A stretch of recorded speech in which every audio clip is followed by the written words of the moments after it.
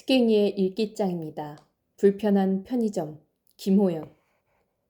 다음날 학원 수업을 마치고 편의점에 들어선 시연에게 카운터에 오 여사가 득달같이 다가왔다. 시연씨, 그 미련 곰탱이 같은 인간 대체 뭐예요? 그녀는 자기도 모르게 코웃음을 쳤다.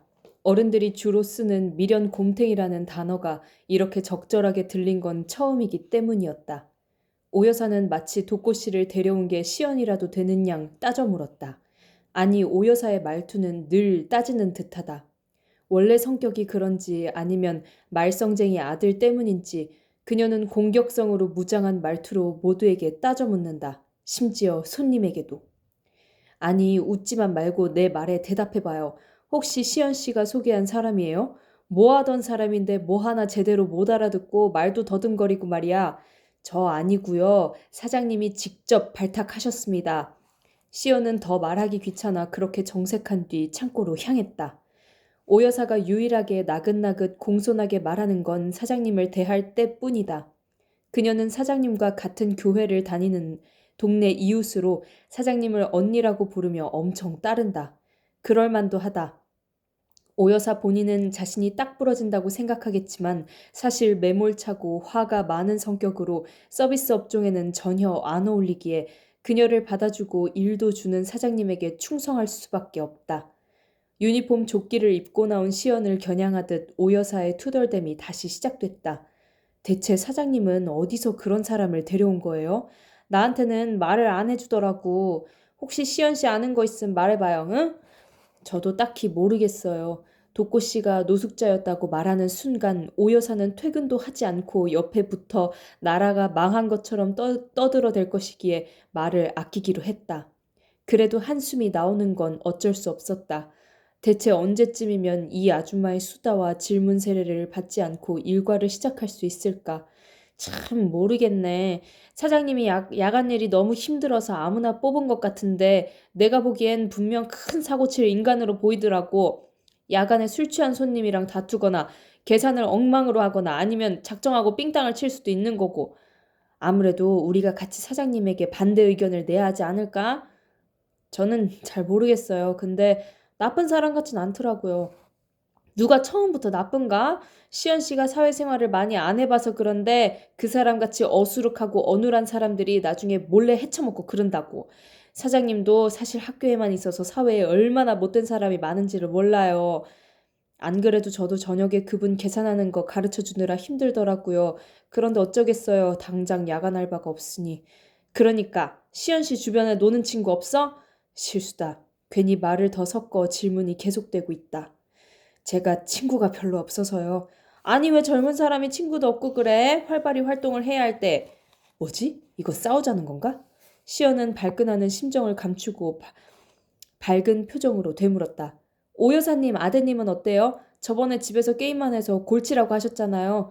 아유, 우리 아들은 이런 일 못해. 요새 공무원이나 준비하겠다고 하던데. 내가 무슨 공무원 시험을 보냐고. 이왕이면 외교관 되는 시험 보라 그랬어. 그래도 걔가 공부머린 있거든. 졌다. 이 아줌마의 전투력은 당할 수가 없다. 외교관도 공무원이거든요. 시연은 모기 소리로 답하고는 포스기 모니터를 살피며 일하는 척했다. 오 여사는 다시 한번 미련 곰탱이 타령을 하며 자신이야말로 이 편의점의 맹주임을 강조했다. 아니 사장님한테 따질 것이지 왜 나한테 푸념을 늘어놓는 것인가. 아마도 요즘 사장님이 부쩍 시연에게 잘해주자 질투가 나서 견제를 하는 것 같다. 어차피 같은 시간에 일하는 것도 아니면서 왜 자신을 그리 견제하는지 시연은 도무지 알 수 없었다. 시연은 무슨 일이 있어도 공무원 시험에 합격하고서 편의점을 그만둘 거라 마음먹었다. 오 여사의 아들이 외교관 시험에서 고배를 마시는 꼴을 비웃어주고 이곳을 떠나겠다고 다짐했다. 오 여사가 수고하란 말을 남기고 총총 사라졌다. 혼자다. 한숨을 돌리는데 손님이 들어왔다. 여대생들이 수다를 떨며 들어와 편의점의 공기를 화사하게 만들어주었다. 좋을 때다. 근데 너희들도 얼마 안 남았어. 대학을 벗어나는 대로 나처럼 최저시급을 받으며 무언가를 준비해야 하는 시기가 올 거란다. 그런 생각을 하자 자신이 늙은 것만 같아 더 우울해졌다.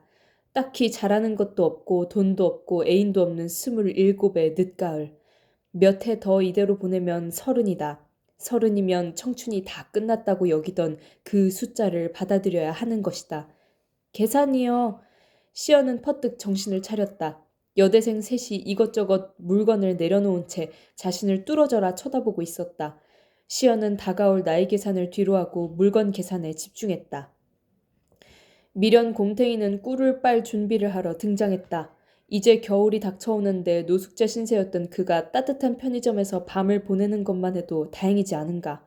거기에 공짜 식사를 하고 돈도 버니 이거야말로 그에겐 꿀 빠는 상황이다. 자신도 그 사실을 아는지 도꼬씨는 오늘도 최대한 깔끔한 차림으로 8시 5분 전에 도착했다. 8시부터 시연이 퇴근하는 10시까지는 접객과 계산을 계속 배워야 했고 이후 10시부터는 사장님에게 야간 근무 수칙을 배울 것이다. 오늘이 이틀째고 이렇게 며칠을 더 해야 그가 업무를 모두 숙지할 수 있을지 모르겠다. 시연은 자신에게 부과된 추가 업무를 사장님을 봐서 하고는 있지만 그 스트레스를 이 곰탱이 아저씨에게 풀 수도 있겠다는 생각이 들었다. 왜냐하면 겨우 하루 근무한 수습 주제인 이 아저씨가 들어오자마자 시연에겐 인사도 대충하고 창고에 들어가더니 잠시 후 커피를 가지고 나와 창밖을 바라보며 마시는 게 아닌가. 그것도 맥심 커피 믹스가 아닌 카누 블랙을. 카누 블랙은 사장님이 마시려고 꺼내둔 거다. 시현도 오 여사도 은근 눈치가 보여 안 먹는 그것을 공유도 아닌 곰탱이가 우아한 척 마시고 있다니 꼴불견이 아닐 수 없었다. 밤에 자꾸 졸려. 커피 계속 마셨어요. 이게 제일 좋더라고요. 어느새 다가온 도코씨가 속내도 모르고 말한다. 시연은 헛웃음을 지은 뒤 톡 쏘아붙였다. 카누 블랙은 당뇨 있는 사장님만 드시는 거예요. 도코씨가 고개를 주걱거리더니 혼잣말로 뭐라고 했다. 시연은 혹시 욕이라도 한 건가 발끈해 물었다. 지금 뭐라고 하신 거예요? 그게 역시 사장님이 그래서 나한테 이걸 권했네. 예? 당뇨 그거 노숙자한테 많이 생겨요. 뭐라고요? 노숙자가 음식이 엉망이라 콩팥이 잘 나빠져. 누가 그래요? 아침 방송 나오는 전문가가 그래요. 서울역에서 TV 맨날 봐서 알아요. 예, 많이 드시고 건강 잘 챙기세요. 시연은 말을 아끼기로 한 오늘의 결정을 다시 한번 되새겼다.